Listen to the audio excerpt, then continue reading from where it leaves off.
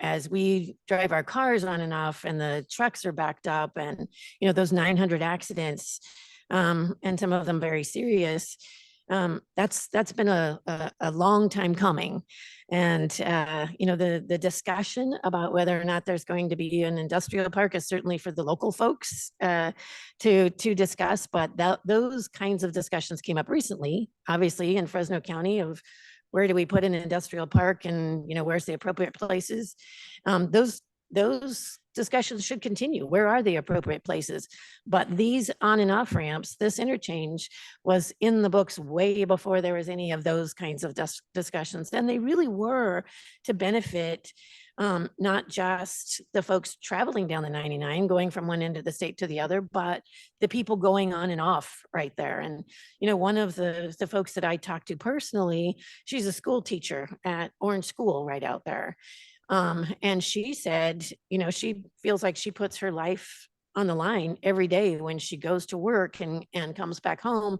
And so she is one of those that tries to get off, a mile or two earlier and go through the neighborhood. And she said, I feel bad doing that because there's children walking to school and, there's lines of people driving through the neighborhood. So they don't have to get on and off at the dangerous spots. And I absolutely believe in making sure that we do as much public comment and not just having people comment, but really interaction, right? Tell us, what do we need to do differently? What should we do bigger and better?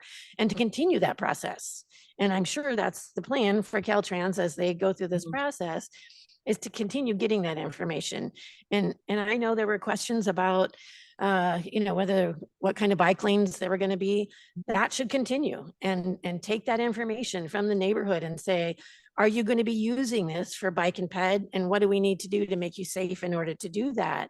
I think the initial discussions when they came, before the COG and FCTA was, we just want our trucks on and off safely. We don't want to back up and do this. It's not adding another lane. It's not widening, even though there's going to be places that's going to be appropriate.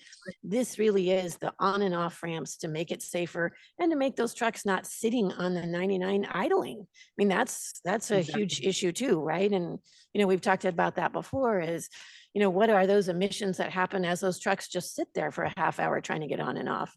So this really was a process for at least 20 years. Thank you. I could talk to the safety very briefly because there's a number of elements at play here. At North, and I want to emphasize what this project isn't. These are not new interchanges. These are existing interchanges that were built in the 1960s at a very different traffic level on 99, at a very different development pattern in the 1960s. Typically, you have on-ramps and off-ramps together, right? I mean, that's kind of the typical design. At North, it's a maze. They're both there, but two of them are on North, two of them are on Cedar. Those two roads come together. And so you got to navigate your way around, and it causes congestion and confusion of trucks trying to get on. And it only takes like one truck to block. You got one truck in the turn lane, and if there's a second truck, now they're blocking the through lane. That causes problems up on top. Yeah. As had been mentioned before, trucks trying to get off face the same problems, and so they back up on the off ramps. That gets out into the travel lane, and then that causes accidents on Main Line 99. The third thing that happens, and this is really at American where you only have two ramps, you don't have the other two, is you can end up with wrong way movements. People take an off ramp and say, oh, I wanted to get back on here. Where do I go? And people at times will back up the off ramp to get back onto Main Line 99. This kind of design isn't even allowed anymore. It's not, you can't build a half interchange anymore with very rare exception. And so there are, and it's because of the safety standards, because of wrong way movements, of confusion, people running around. It also, if a truck gets off and they didn't mean to get off there, now they've got to go through the local streets to find their way back to an interchange. So that's not so much a safety issue, but it is for pedestrians and bikes when you've got trucks in the neighborhood that really don't need to be there. So, it doesn't fit the traditional Caltrans safety project, but it does fit the desire of Caltrans to reduce all accidents on the state highway system. And this really addresses that in three different ways. And that's really what this project is about. It doesn't add capacity. There's no additional lanes. This is really about fixing these two interchanges to be safer for trucks, vehicles, bikes, and pets. In answer to your question on, they're class 3. So sorry, I just couldn't remember which one was which. But Diana's staff was able to determine, so they are class 3 bike lanes that are being installed in the project. Thank you. And Commissioner Norton had asked a question to both Commissioner Eager and Executive Director Taylor. So we're going to hear Tanisha's response, and then unless Commissioner Norton had another question or comment, we'll go to Commissioner Falcone, Commissioner Tiffany, and see if we then are at a point where we can seek a motion. Perfect. And so, So please. Okay. Thank you. A couple of things that I want to put some parameters around our discussion. And so we always go back to the law and what's the commission's authority on the action that is before us today. Under state law, the commission at this point can accept the STIP or reject the entire STIP. Our recommendation is not to reject the entire STIP. It is to accept the entire STIP. A couple of things that I want to put in place as kind of some places where we can maybe ease some of this discomfort around the comments and the process that we've heard. One thing that this team can do is we can flag the projects as they move towards construction for you, and we can report back on as they move. And I'm certain that Caltrans and Fresno Cog will be willing to work with us as we do that. Another thing that I want to reiterate, I want to be fair to Fresno Cog and Caltrans and recognize that they are currently in the design phase. So some of the questions that we have for them have not been answered because they are working to answer them now. We can bring those answers back as the project is being designed. We can report as we do on other projects through this program. I think hopefully that will help with some of the concerns that we are hearing. But as a reminder, our authority today is to accept the STIP or to reject the STIP. There you go, earning your pay again. Okay. Commissioner Norton, you had another comment or question? I did. The only comment I wanted to make is that I did get a chance to meet with the advocates, and I want to thank them for their time. I thank them for their taking the time with all of us and presenting their real challenges. And we are all within our jurisdiction trying to do what is right to address safety, address air quality, and to listen to those voices. So I want to thank them for their time, and I did choose to meet with them, and I'm the better for it. So thank you. Thank you, Commissioner Norton. Commissioner Falcone? Thank you, Chair, and thank you to everyone that made comments, both approving and providing comments with concerns regarding the STIP, particularly the project that we are talking about. I mean, it kind of goes to show that this is not a rubber stamping commission. The excellent questions and comments that have come from my fellow commissioners, ditto to all of them, particularly as it relates to public engagement. In that vein, I have a question about that, and I know it's been asked already, but I want to ask it again. Just for emphasis and maybe some any additional enlightenment. And then I have a comment in general about the STIP. The first question, the question I have, it really goes to what my fellow commissioners asked, particularly Commissioner Bradshaw and Cruz on the public engagement. I know that this project on the 99 is going through litigation. What I'm hearing, and maybe, I'm not going to say this correctly because it's under litigation, there is opportunities for this project to incorporate some refinement that would be responsive to some of the concerns that have been expressed by the advocates in the community. That's the question.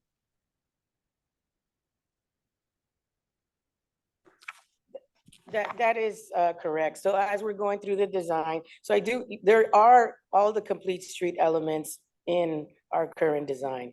If If the question is about the class 3 versus class 4, we most definitely can go back and see how we could incorporate the class 4 bike lanes. So yes, there are those opportunities. And as we go through the design, we will continue to meet with the communities.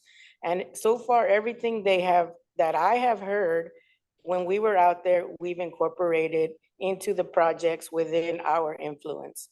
And then we continue to work with our partners, which is the city, the county, the COG, in continuing to see where else we can make those improvements that may be outside of our project. So we will continue to most definitely work with the communities. We were in the communities. I felt it was important that we go directly to them, meet with them, and we'll continue to do that as the design continues to be developed. Great. Thank you, Diana. It's great to see you on the screen. And refresh my memory, the class 3, that's shared bike lane with vehicles, or that's not separated, right? It is separated, but it doesn't have a physical barrier separated like a class 4 does. Okay, got it. Okay, but there's opportunities to, We can most definitely, currently, both at North Cedar and American, we don't even have sidewalks. So currently, nobody can walk, they're walking in the traffic lanes because we don't have that width of sidewalk currently in our current bridges. great. Thank you, But yes, Diana. Thank you, Commissioner Falcone. Oh, I'm sorry, please. Oh, yeah, I'm continue. sorry. I just have one comment. You know, it's really about partnership. Sarkis made comment about, it's really important that we leverage, the local contributions through the self-helps, to move forward with projects that are expected by the voters. I am very, the weight is heavy on the comments that have been made with concerns about projects, but I tend to trust the partnership that CTC, we as a commission and staff have with the agencies and the regions and the local folks that have really been discerning on these projects and making transportation better. And now we want transportation, we expect transportation to be more equitable and environmentally sensitive to the communities that it serves and impacts. I would gently challenge also to, that as we continue to refine and evolve our guidelines, to incorporate more and more. And that's not to say that communities are not partners, but that communities are brought in more meaningful ways in these processes. But with that, I really want to honor the work that, Casey and Teresa and all the staff at CTC has done to get us to where we're at with STIP. And I'm just going to go ahead, if that is okay, Chair, to make a motion to support. You're so kind. So hold that thought. I will come back to you for that. But Commissioner Tiffany has had his light on. And then after Commissioner Tiffany, I will come back to you, Commissioner Falcone. Thank you. Thank you. I'm going to circle back to something that was discussed earlier. It's really, I need some clarity from my end. So what I'm hearing primarily as far as the concerns have to do with health concerns and air quality in particular. With the project improving the situation with backup of trucks, in addition to addressing the safety issues, I'm hearing it also is improving idling situations as well. So, and I don't know whether you can address this given the litigation, but so where is the concern over increased air pollution if the idling is improving? And how is that addressed in the EIR? I'm going to, what we have heard was about this industrial park that was supposedly approved by the county. So there currently is, so that's what their concerns were. Their we're saying is we are making these improvements for that industrial park. But as you heard, these improvements have been on the books since 2010. And, the county has not approved the industrial park. It's not in their general plan. And so that's where the concerns were coming from, that then you would have additional trucks because of this addition of this industrial park. So it has to do with the industrial park only, which is a separate issue. That's, yeah. go ahead. Sorry. And And which if I could clarify, there is no industrial park. I mean, that's sort of the issue here. The advocates, and it may be a legitimate concern that the Fresno County could at some time consider adding an industrial park at that location. But there is no proposal now. The county did a very small study on the feasibility of that, set it on a shelf, and it's going nowhere. So I mean, there really is no 3,000 acre industrial park. If there was, it would have been included in the air quality monitoring analysis that Caltrans did as a part of the environmental document. But I think that's really where the advocates have a concern, is that this project's going to vastly increase the number of trucks that are going to be using these interchanges, and that's just not the case.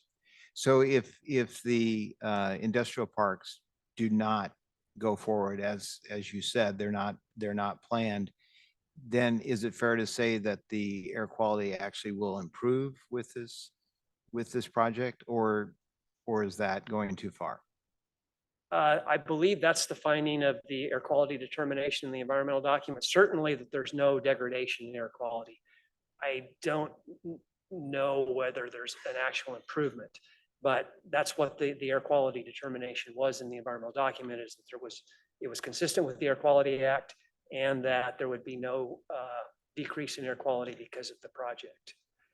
There are also things that the project includes that are really over and above that. There were some mitigation measures added really to address greenhouse gas directly. So, there's air quality, the typical constituents, and there's also greenhouse gas. And this project does have over $3 million in mitigation for greenhouse gas increases as a result of what's going on in the area. But yes, there's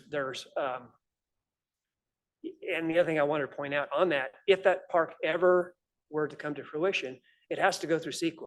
And so if that park did occur, then there would be an analysis of the air quality impacts of the park, as well as transportation impacts to the interchange. Because again, these interchanges are not designed with that 3,000 acre development in mind. Okay, thank you for the clarification. Great. Commissioner Tiffany, thank you. Are there any other questions or comments from commissioners?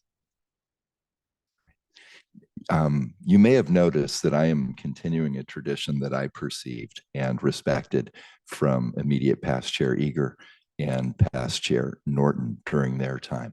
If you've watched congressional testimonies and the chair of the committee is the first to speak and they get their 5 minutes and then everyone else is later as time allows, this commission flips that on its head. We want to hear from you, our stakeholders and residents of California. Then we hear from our amazing team on staff. We hear from commissioners. I always plan to go last. If there's any crumbs that haven't been covered by my amazing colleagues, then that's when I will ask questions as chair. You have covered everything. So I'm not going to ask any questions. I get to go right to my friend and colleague, Commissioner Falcone, who may have a motion for us. Commissioner Falcone. Thank you, Chair, and thank you for being so gracious, and appreciate the space and the time that we dedicated to this item, and that, we had a reception yesterday instead of today. So we gave it the honor and space to listen to everybody. So thank you so much for that planning. I would like to make a motion to support this item on the STIP. And again, appreciate everyone's work on this. Commissioner Falcone, thank you. We do have a motion. Do we have a second? I'll second. Commissioner Bradshaw has made our second. Is there further discussion? If not, I assume this is a roll call vote. Doesn't have to be. Good.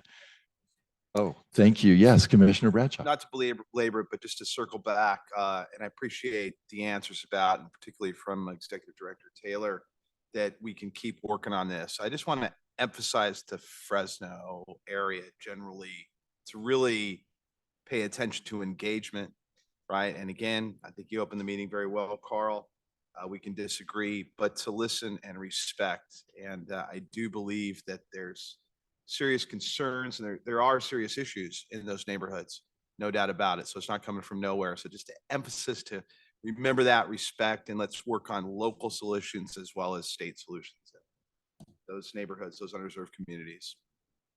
Well said, Commissioner Bradshaw. Thank you.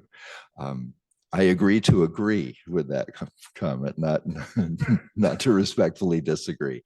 We have a motion and a second. All those in favor, say aye. Aye. Aye.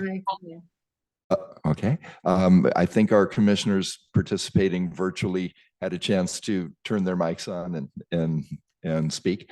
All those opposed? Any abstentions? I believe that passes unanimously. Thank you.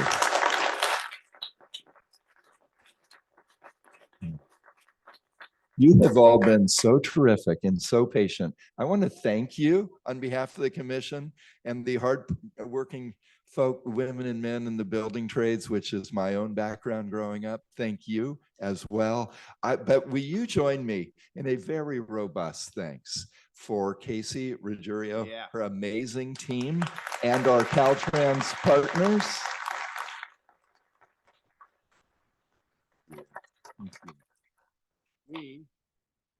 I was going to say stand adjourned, but I'm sitting. So, oh my goodness.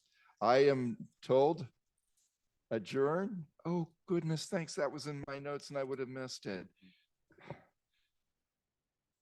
Before I get to that, our VTA hosts have provided goodie bags for all commissioners and staff and our Caltrans, CalSTA partners. There's 21 of those. I want to see 21 folks racing over so that we respect the VTA.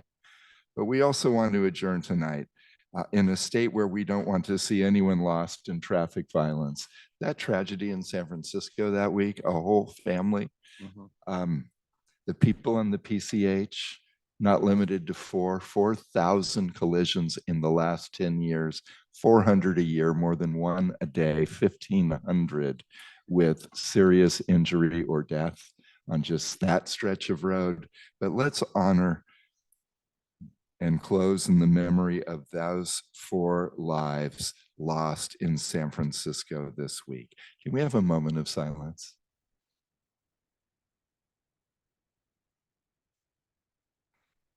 Let's all work for safer streets, shall we? Great. Thank you all. We will see you tomorrow. I was going to say I sit adjourned, but I stand adjourned.